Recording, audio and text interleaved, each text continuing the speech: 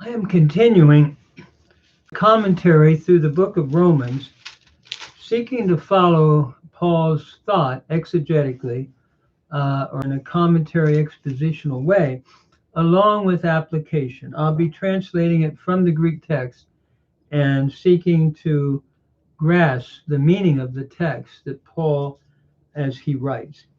So we now come to Paul showing the universal guilt of humankind and everybody.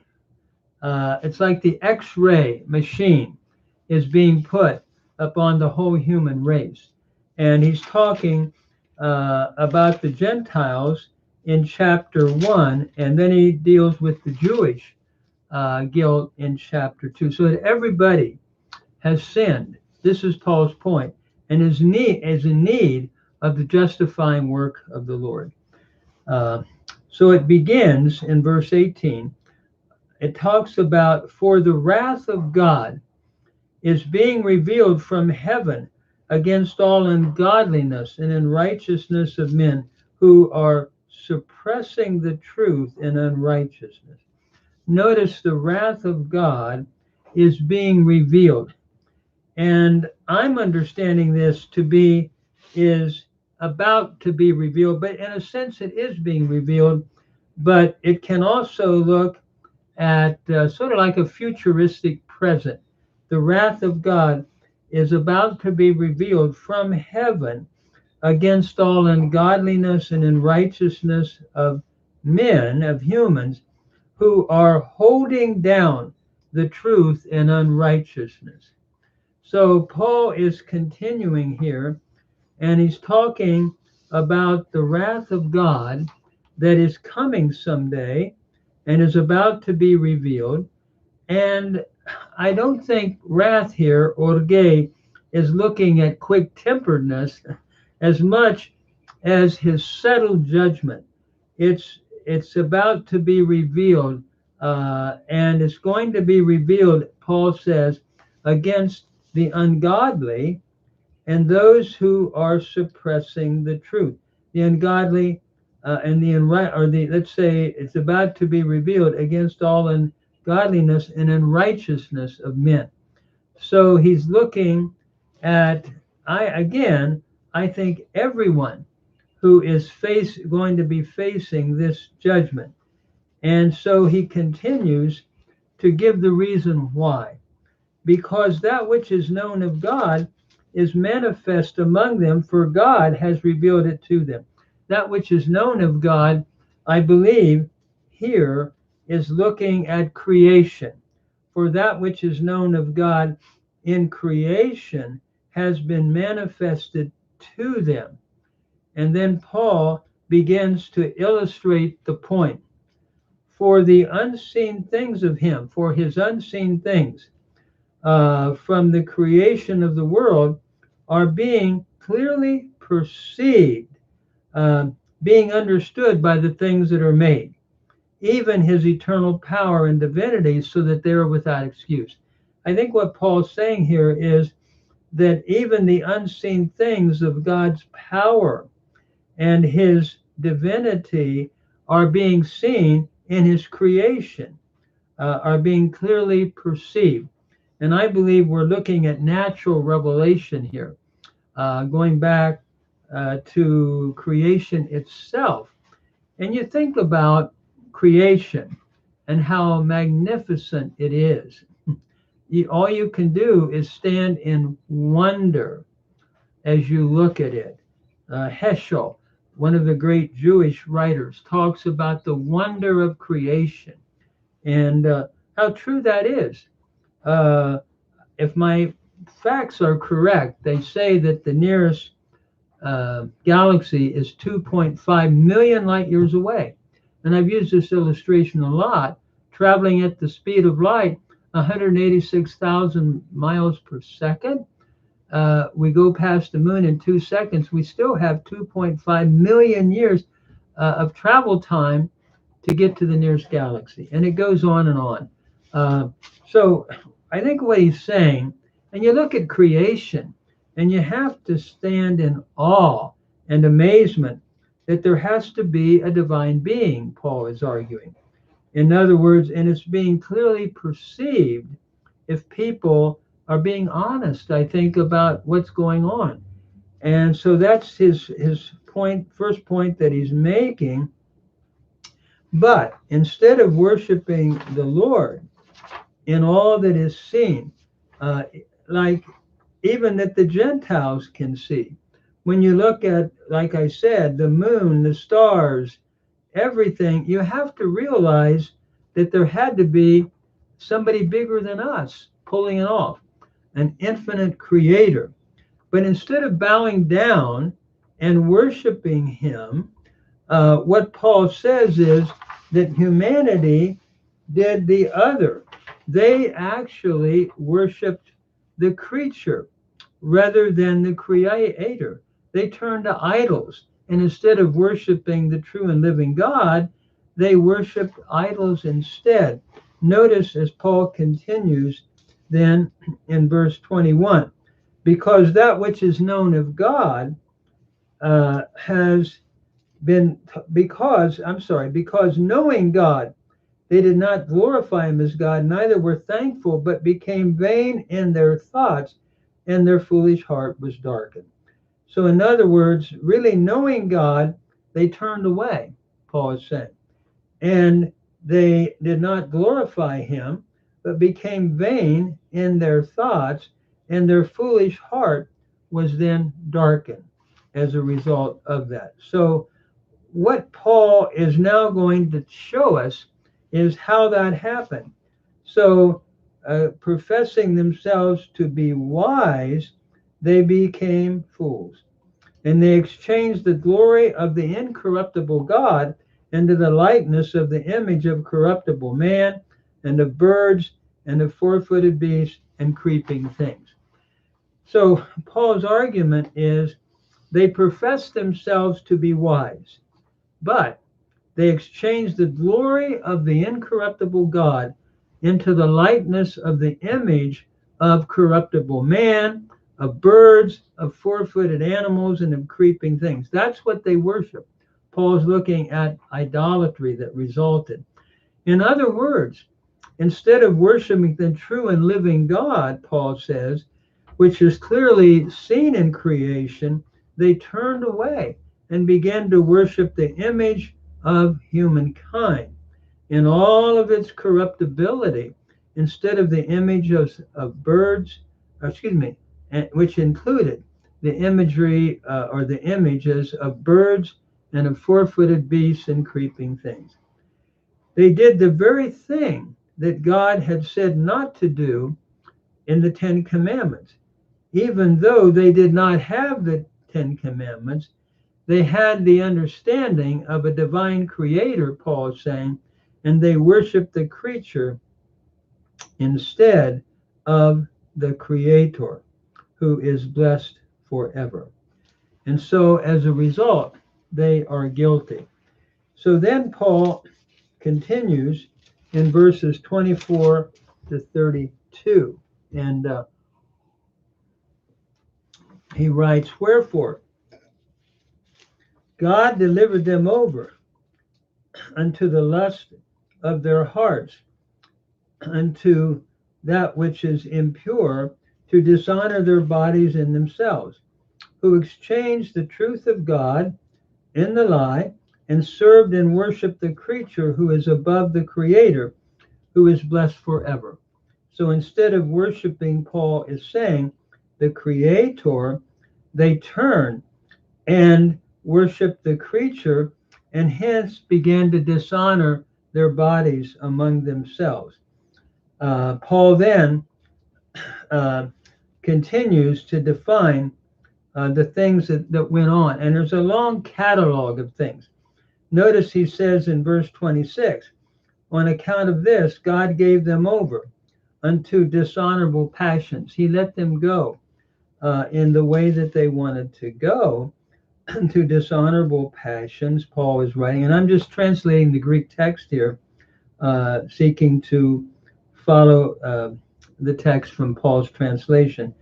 And their women exchanged the natural use into that which was contrary to nature.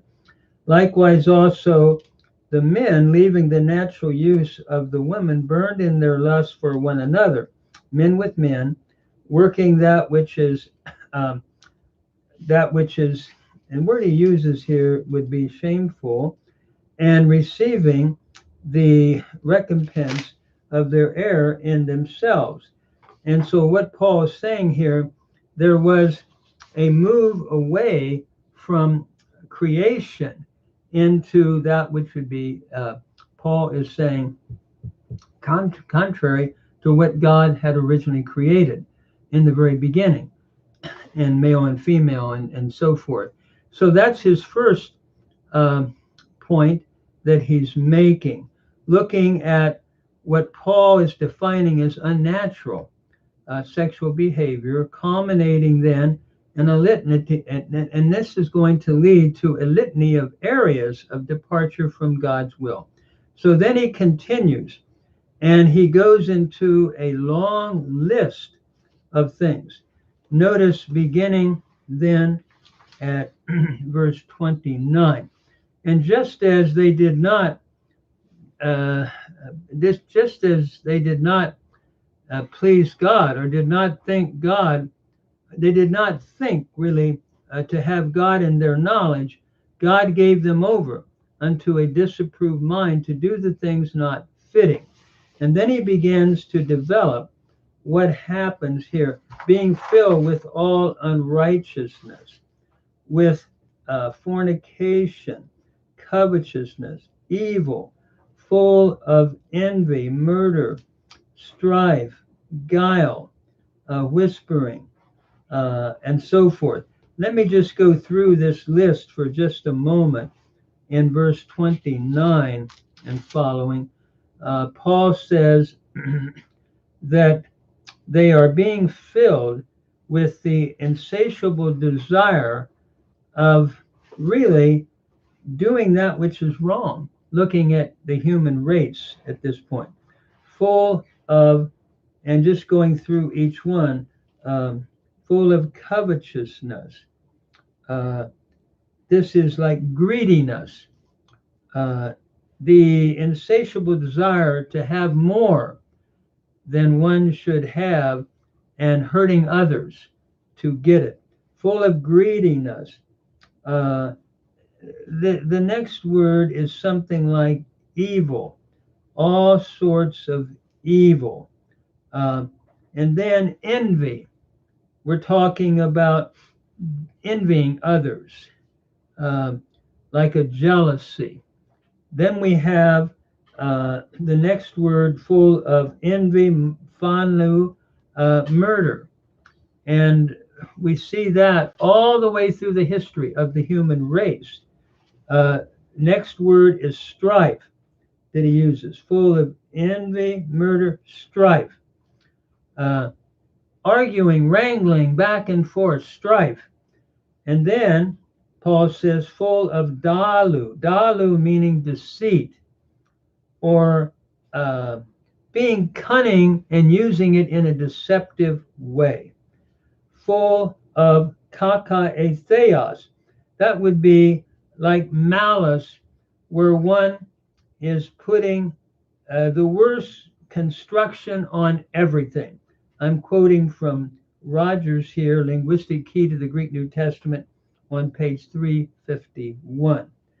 And then we have the next word, psithuristos, which means whisperers. This is a man who, or people who poison others by whispering things in one's ear, or gossiping and bringing hurt to other people. Paul is saying that has been the history of humankind as well. The next word is full of whispering, and then katalalas, speaking evil against others.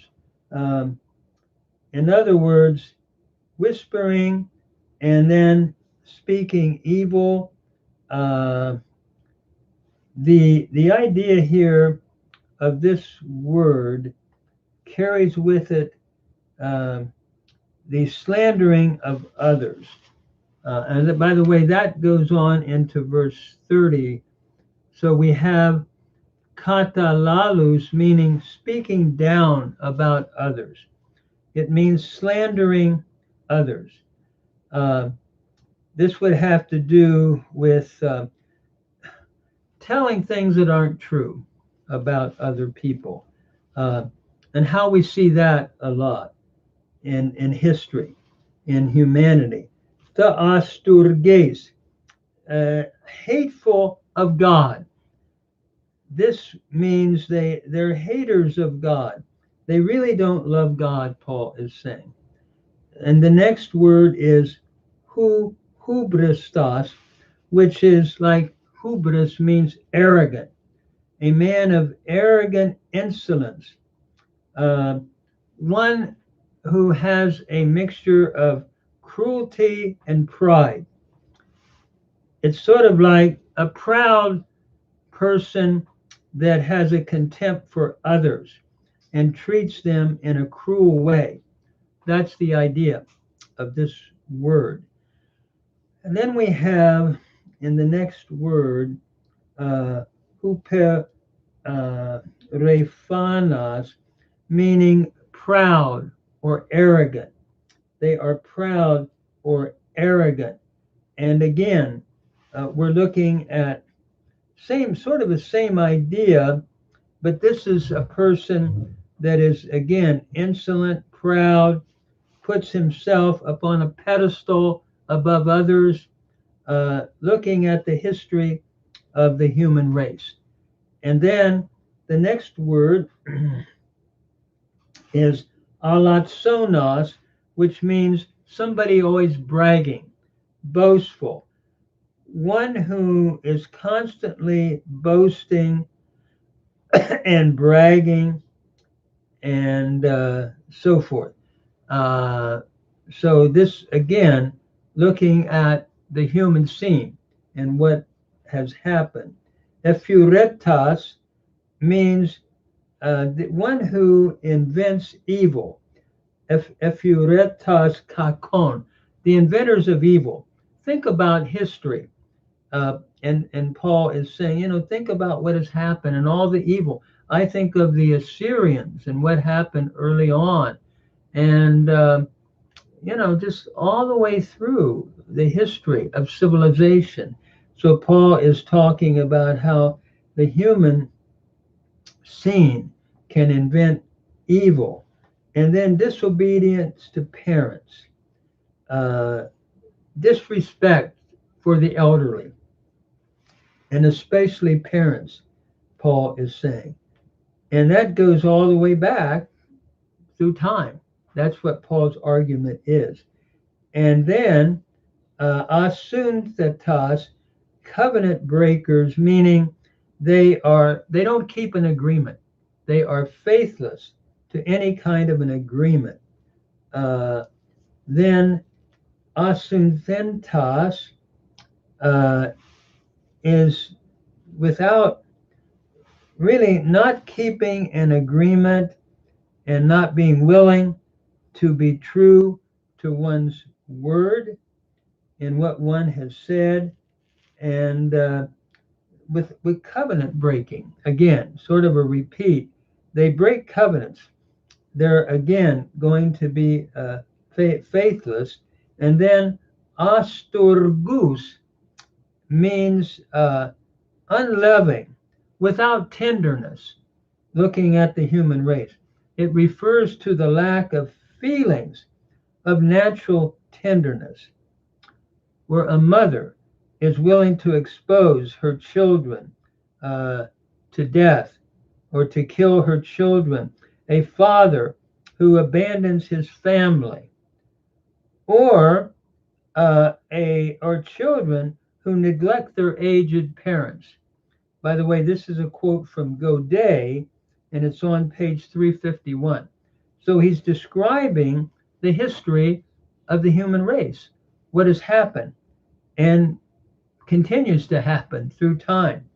And then the next word he uses here is analeemon, meaning unmerciful, no pity. Uh, you look at even today, you watch the news, and you don't see pity in what's going on in the way people treat one another. They can be very hurtful, very attacking. Where is their mercy? And that's been going on through time, Paul has said. And then he goes on to say, without pity, who knowing the righteousness of God, they know that what God has declared to be right over against what is wrong. They know that the judgment that comes from ignoring his righteousness. Paul says, these knowing experientially, even in their heart, let me put it that way, the righteousness of God, that they who practice these things are worthy of death, all the lists that Paul's giving here, not only do they do them, but they take pleasure with those who practice them. So they not only do what is unrighteous, they heartily approve and practice the things that are wrong, and encourage others to do the things that are contrary to what the Lord's heart is about. So Paul is beginning the book of Romans, especially beginning his argument that the wrath of God is about to be revealed against all ungodliness and unrighteousness of men who are suppressing the truth. And he's giving the reasons for that. Looking at natural revelation being denied in all in the areas that Paul has described, all areas. Then looking at a long catalog of sins that characterize the human heart. Now, some people look at this and say, boy, Paul was sure a negative person, wasn't he? I don't think so. I think Paul is defining what has gone on in human history and why there is the need of Christ. Why is there the need of the justifying work of Christ?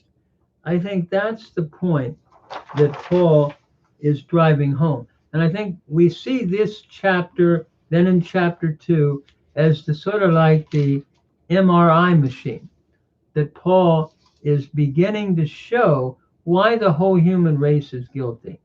And then he's going to come to those that feel that they are not part of all this guilt. He's going to condemn them as well. Not condemn them, but show where they are in need of God's work of justification. Because at times, religious people can say, well, I'm not like that. You know, I really have it all together. And Paul, when he comes to chapter 2, is going to show, no, everybody is guilty. And that'll lead into chapter 3. There's no one righteous, no, not one. And as far as God's standard is concerned, I used to think about jumping. When we were kids, we would practice jumping, and we would try to jump to California. Nobody ever made it from Ohio to California. We would jump further than someone else, but no one ever made that jump. And I think that's what we are having here. What Paul is driving home is everyone is guilty. As years ago, as a professor, when I'd go through Romans, people would get very upset with Paul. They'd say, well, Paul's so negative. Well, I think what he's setting forth is the reality of the human race, that everyone needs God's, can I say, spiritual surgery. Everyone has a spiritual cancer. I think this is Paul's argument. And the only way to find the solution is through what Christ has accomplished on the cross, and that's why he had to die. People often say, why did Christ die? Well, he died in order to set humankind right with God, with himself, with his Father. And the only way, he said, Father, if there's any other way, let this cup pass from me. But the only way to provide a righteousness, a dikaiosune, is through the justifying work of God that comes through faith in the atoning work of Christ. So that'll be Paul's argument, and we'll develop it on as we go into chapter 2. So having shown the guilt of mankind, the Gentile world, in 1 here, he's going to move on to show the guilt of the religious world, how they're guilty. They're no longer can say, well, we're innocent. We're not like that. No, Paul will say you're guilty too. And everyone is in need of the justifying work of Christ in being acquitted through what he has accomplished.